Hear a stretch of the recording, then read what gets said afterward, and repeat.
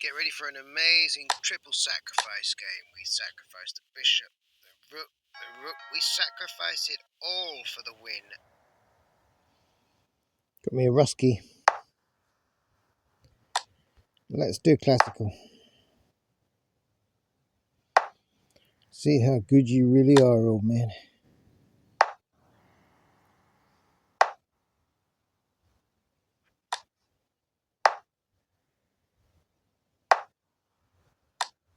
We have got to start with a very unusual opening for me with this Queen's Bishop pawn to parry to get rid of his Scholar's Mate idea and to castle relatively early compared to white. Of course, the whole idea of that Queen's Bishop pawn was to create a route for my queen to do check and win his bishop after I've got rid of the knight that's protecting it. Just an idea. It was just ideas. Never happened. Just ideas.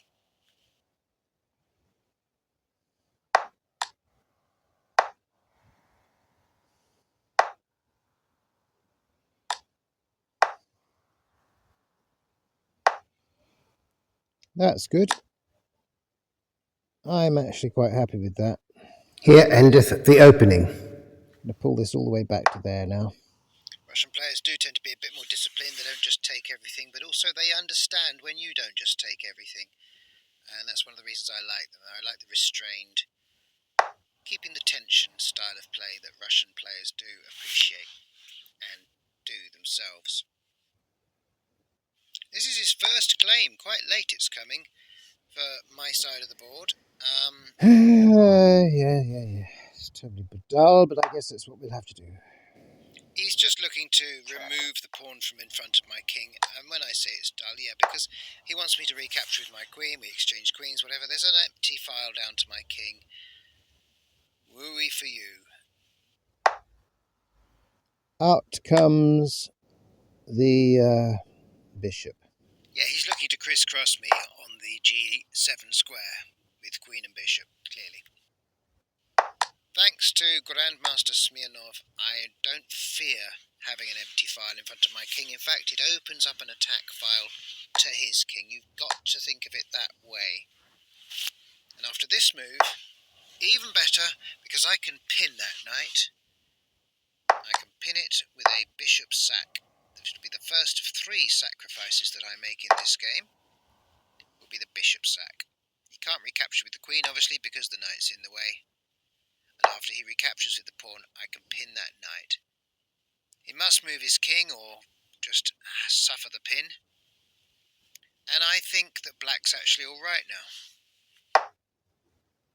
This is slightly annoying because there's going to be an eternal threat of his knight moving to h6, which is going to haunt me, but it's never really going to come to fruition. You can see the potential forks that he could do there with checks and winning queens and things. I see what he's trying to do, but I don't really see how it's going to help him.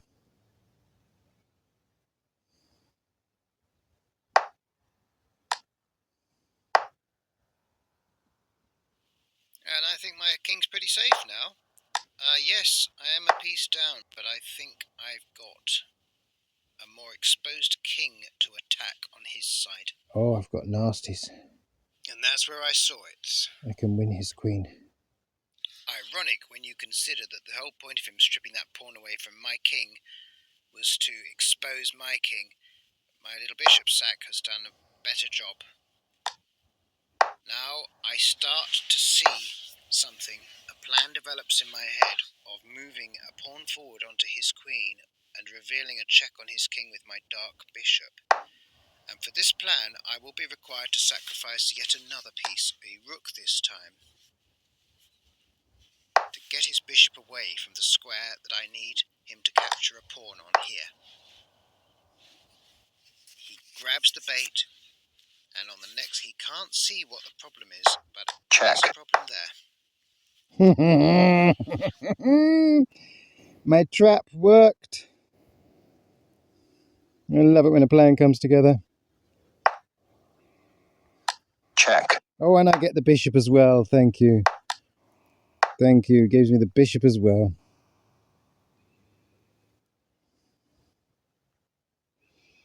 You got your work cut out now, my friend. A common enough mistake to make when you're flustered by losing your queen is to forget to account for all the pieces on the board. He lost a further piece there, the bishop, because of that. Fluster. And his knight is starting to really become a powerful block to all the attacks I can think of. Very difficult to get rid of this darned knight of his. And it's going to require a further sacrifice. So we've sacrificed a bishop, we've sacrificed a rook, and we are going to have to sacrifice a further rook to get rid of this troublesome priest. It's the only way. And that little king move obviously was just to avoid the knight fork that I could have done otherwise on f3.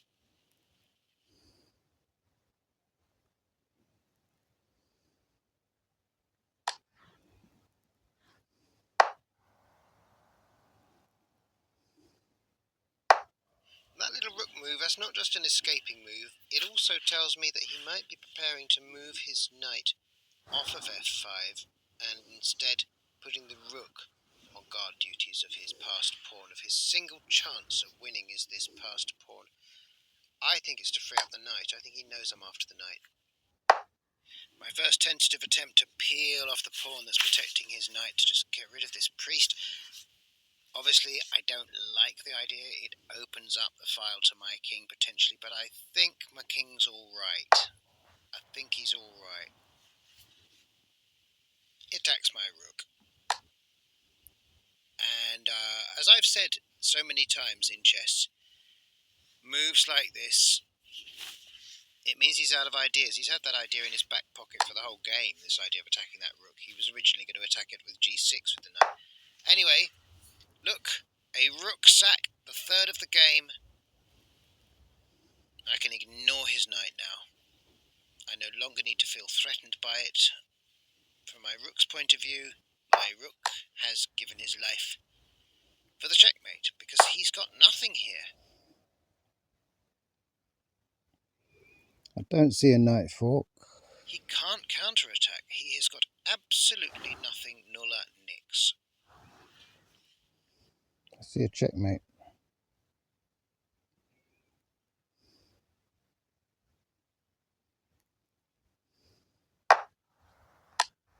Checkmate.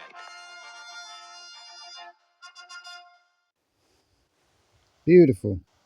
No one gave me a rematch today, so you're not damn well getting one. No. It's my birthday. My turn.